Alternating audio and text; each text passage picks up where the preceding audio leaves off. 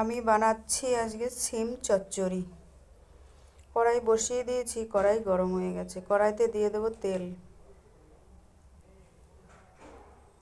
তেলটা গরম হয়ে গেলে তেলে দিয়ে দেবো একটা শুকনো লঙ্কা, দিয়ে দেবো সামান্য সর্ষে,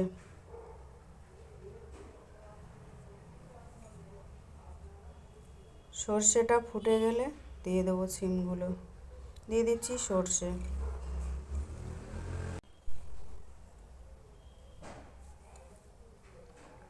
সর্ষেটা ফুটছে, আর একটু ভাজা হলে দিয়ে দেবো সিমগুলো। ভাজা হয়ে গেছে, এবার সিমগুলো দিয়ে দিচ্ছি।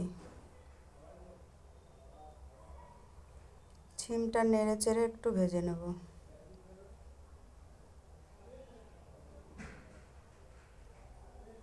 দিয়ে দিচ্ছি পরিমাণ মতো হলুদ, দিয়ে দেবো স্বাদ মতো লবণ।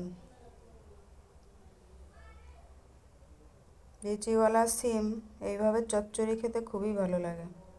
দিয়ে দেবো টমেটো, লঙ্কা, একটা টমেটো, লঙ্কা, ধনেপাতা। নেড়ে চেড়ে ঢেকে দেবো।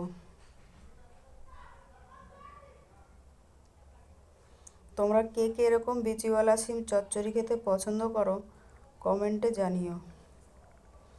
হয়ে গেছে সিম চচ্চড়ি, একটু ভেঙে চুড়ে দিচ্ছি, কারণ বিচি অনেক, ভেঙে দিলে বেশি ভালো লাগবে।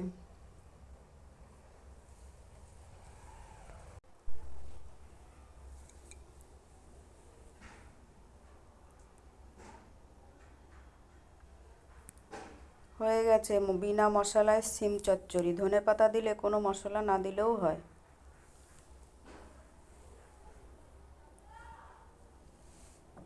হয়ে গেছে সিম চচ্চড়ি, এবার আমি সিমটাকে নামিয়ে নেব।